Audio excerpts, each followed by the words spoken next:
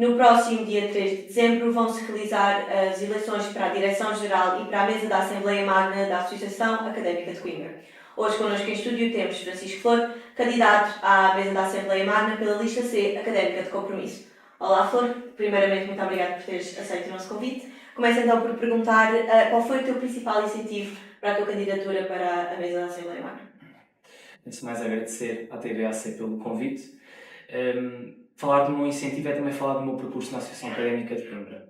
O meu percurso começou como coordenador do Pluro das Secções Culturais.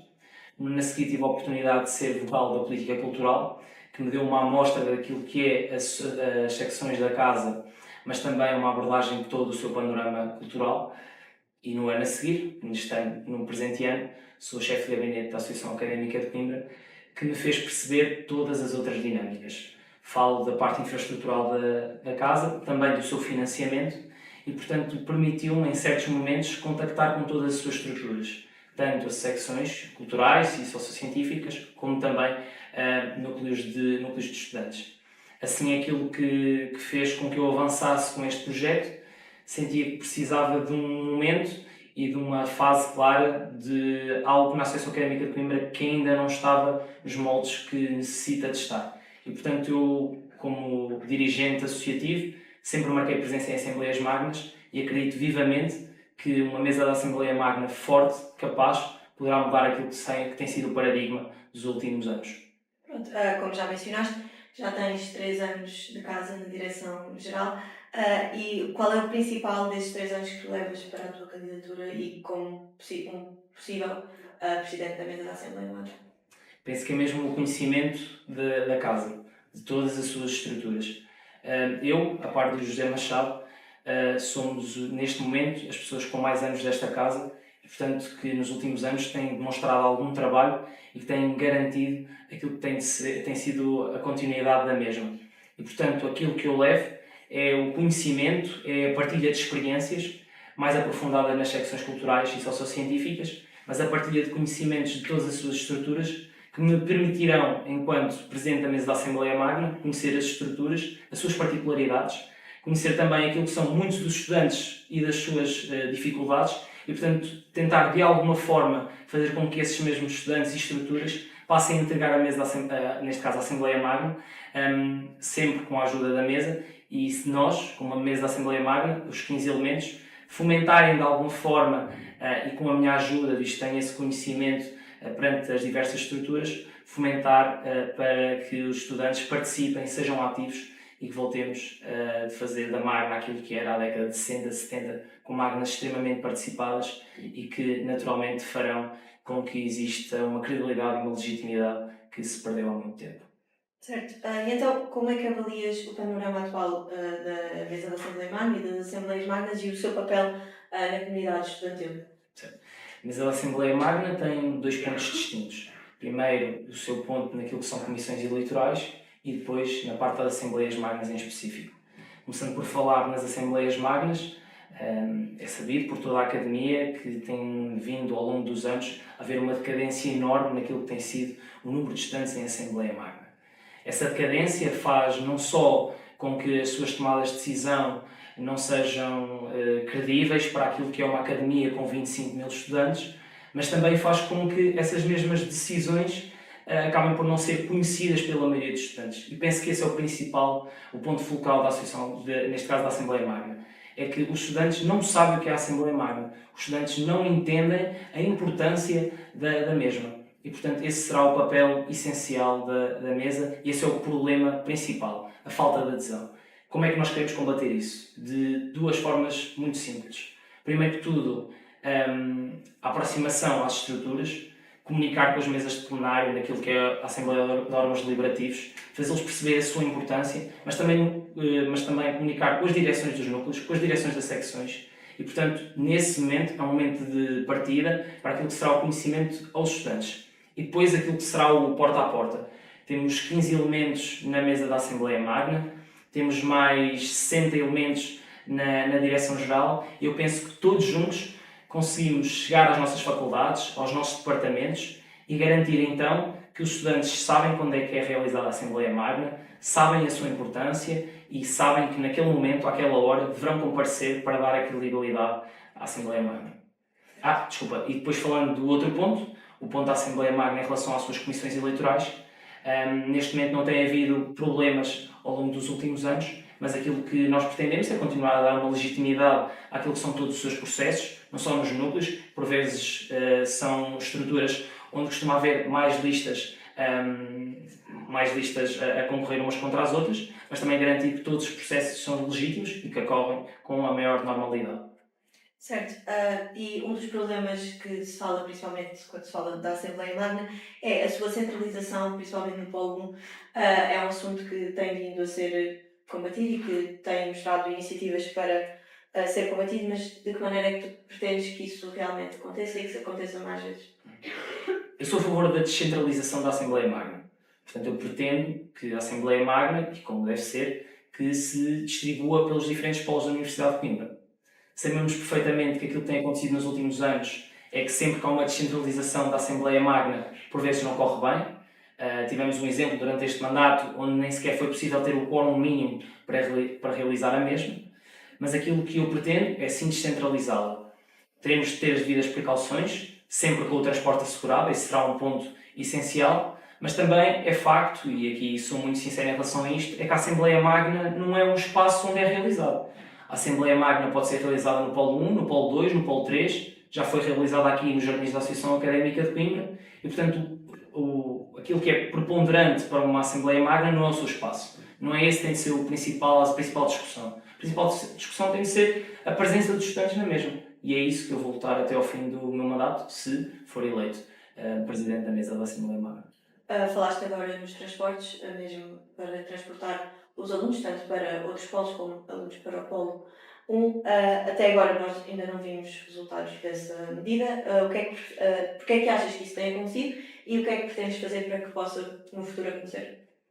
O que tem acontecido nas últimas Assembleias Magnas é que efetivamente têm sido disponibilizados transportes para o Polo 1. Aquilo que eu acredito e acho que tem acontecido, e é outro ponto que eu gostaria de pegar naquilo que são as medidas que tenho propostas para a mesa da Assembleia Magna, é uma comunicação muito reduzida daquilo que tem sido feita pela própria Assembleia. E, portanto, a comunicação é o pilar base e essencial. Neste momento, e se formos ver aquilo que são as publicações, eu tive esse interesse de ver aquilo que tinha sido o dinamismo que essas publicações têm. As publicações onde refere aquilo que eram os transportes gratuitos não têm chegado à maioria dos estudantes. E esse será também o nosso papel, apostar na comunicação. Garantir que a comunicação digital, visto que estamos numa era digital, cada vez mais digital, sendo aqui um pouco ambíguo, é nisso que temos de apostar. Numa comunicação direta, também em conjunto com a Direção-Geral, apostar numa comunicação forte, porque se a Direção-Geral nos der a capacidade para garantirmos uma forte comunicação, conseguiremos chegar ao máximo de estudantes possível e será esse sempre o nosso principal objetivo. Certo. A falta, lá está, como já mencionaste, a falta de quórum também afeta muito o funcionamento das Assembleias Magnas. A que atribuis essa falta de movimentação dos estudantes para as Magnas e o que pretendes fazer para combater? O desconhecimento. O desconhecimento é um papel essencial daquilo que tem sido a sua falta de quórum, mas o desconhecimento por dois pontos. O desconhecimento de não saber que existe uma Assembleia Magna e o desconhecimento de não reconhecer aquilo que é o papel forte da Assembleia Magna. E para isso temos dois momentos essenciais. O primeiro momento de garantir que existe uma Assembleia Magna logo marcada para o início do ano, com alguns pontos um bocadinho mais tranquilos, vamos chamar-lhe assim, onde temos os estudantes que são caloiros, que acabam por não fazer a mínima ideia e tentarmos de alguma forma chegar a eles naquele momento inicial. Portanto, esse será um ponto essencial para garantir que os estudantes mais novos reconhecem o seu papel e percebem o seu papel. E depois temos aqui um papel um bocadinho mais histórico, em que pretendemos recriar aquilo que foi a Assembleia Magna em 1969. Uma Assembleia Magna, como muitos de nós sabemos, marcada por 6.000 estudantes aqui nos Jardins da Associação Académica de Coimbra, onde garantimos aquilo que foi a greve aos exames nesse mesmo ano, depois disputando para todas as outras questões históricas que tanto sabemos, e depois acabou por levar ao 25 de Abril de 74.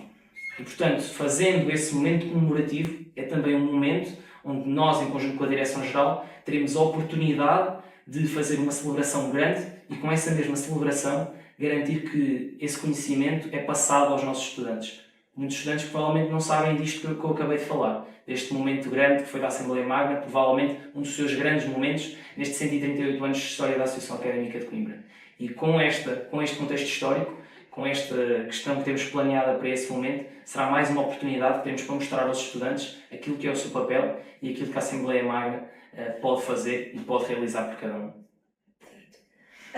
Numa conversa com o Jornal da Cabra, mencionaste que querias trazer de volta a credibilidade e a legitimidade da Assembleia Magna. Como é que achas que isso tem falhado em mesas da Assembleia Magna passadas, em dirigentes da mesa da Assembleia passadas, e de que maneira é que pretendes que realmente se traga de volta essa credibilidade, essa legitimidade? É que eu não passo a culpa propriamente àquilo que são os dirigentes. Quando falei desta credibilidade e legitimidade, mais uma vez volto a sentar muito no ponto da adesão. Temos uma Universidade de Coimbra com 30 mil estudantes, mais de 30 mil estudantes, e, portanto, termos 200 a 250 estudantes nesta estrutura não a credibiliza nem legitima. Basicamente, é como existe em qualquer eleição, quando existe uma elevada abstenção, essa eleição acaba por não ser legitimada. Parece que aquilo que é o seu papel é feito apenas como sendo algo meramente estrutural e, neste caso, para aprovar documentos da Direção-Geral, seja o seu plano orçamental, entre outros. Portanto, aquilo que nós pretendemos é, com a adesão e garantindo então que temos muitos estudantes, conseguimos transformar a Assembleia Magna num espaço não só de discussão de documentos da Direção-Geral, mas num espaço onde os estudantes podem dar a sua opinião, podem lutar pelas suas dificuldades e podem ter essencialmente a sua palavra. A sua palavra é essencial para aquilo que eu pretendo para este ano. Garantir que o estudante vá à Assembleia Magna, à Assembleia Magna e possa falar. Não tenha esse receio. Que diga, eu sei o papel da Assembleia Magna, reconheço esse papel e posso aqui demonstrar aquilo que são as minhas dificuldades e com uma credibilidade e uma legitimidade poderemos avançar. É completamente diferente eu chegar, ou neste caso a Direção-Geral, chegar a um órgão de governo do país e dizer que houve uma proposta que foi realizada em Assembleia Magna e teve a legitimidade de 3, 4 mil estudantes, do que chegar a esse mesmo órgão de governo e dizer desta proposta que apresentámos apenas 100 a subscreveram. E, portanto, esse é o nosso papel. A mesa da Assembleia Magna e a Direção-Geral têm de coabitar no mesmo espaço e têm de garantir que, quando uma funciona, a outra funcionará ainda melhor. Certo. Sendo a Assembleia Magna o maior órgão deliberativo da Casa, que medidas pretendes implementar para promover um debate seguro, respeitador e focado principalmente para as Assembleias Magna? O que muitas vezes acontece na Assembleia Magna é que, quando estamos a discutir um documento que é um bocadinho mais aceso, por vezes acaba-se por perder aquilo que é o foco desse mesmo documento e acaba por se chegar à parte secundária. Nós temos de funcionar muito como às vezes funciona numa Assembleia da República, onde primeiro discute-se um documento na generalidade e depois numa parte um bocadinho mais específica, na especificidade. E, portanto, esse aí será sempre o meu foco. Garantir que temos um documento específico e primeiro provamos na generalidade. E depois, sim, do aprovarmos na generalidade, é que cada estudante poderá, sim, apresentar as suas propostas para a especificidade. Porque muitas vezes, antes de termos um documento aprovado na sua generalidade, já há estudantes a tentar discutir partes que são secundárias a isso. E, portanto, esse é o papel essencial. Dou um exemplo muito claro daquilo que aconteceu na última Assembleia Magna, quando estávamos a discutir aquilo que era a Comissão Eleitoral, onde primeiro aquilo que deveria ter acontecido era aprovarmos aquele documento na generalidade e depois sim votar as propostas, neste caso dos dois proponentes que existiram, e sim votá-las na especificidade. E gerou-se ali uma confusão e uma perda de cerca de 20 minutos em Assembleia Magna, que podia ter sido muito mais clarificada e muito mais simples. Esta perda de tempo e estes entraves àquilo que é o decorrer de uma ordem de trabalhos também afasta os estudantes. E, portanto, se tivermos uma Assembleia Magna com uma ordem de trabalhos, tal como tu disseste, segura, que garante que os estudantes vão falando e que a ordem de trabalhos vai decorrendo, faz com que os estudantes, que é aquilo que é a sua primeira Assembleia Magna, que não se fartem ou que simplesmente não pretendam sair da Assembleia e deixar de dar o seu contributo que tanto precisamos dele. Caso sejas eleito, como já mencionaste, não estarás apenas a assumir a presidência da mesa da Assembleia Magna, mas também a presidência da Comissão Eleitoral. Para ti, qual é o peso desse cargo? Estamos a falar, provavelmente, do momento mais importante da Associação Académica de Coimbra. O momento onde legitimamos e onde garantimos que há certos dirigentes que vão ou não assumir funções.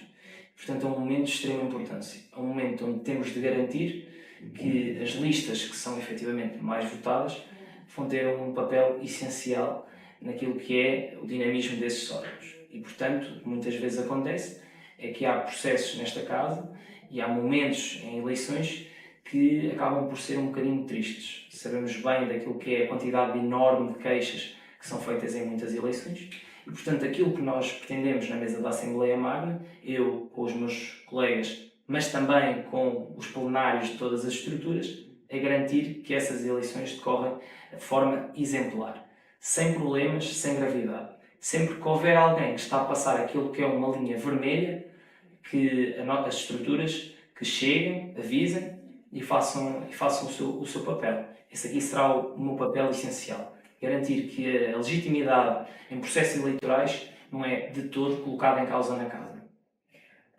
E de que maneira é que diferencias tu, Francisco Flor, dos outros candidatos?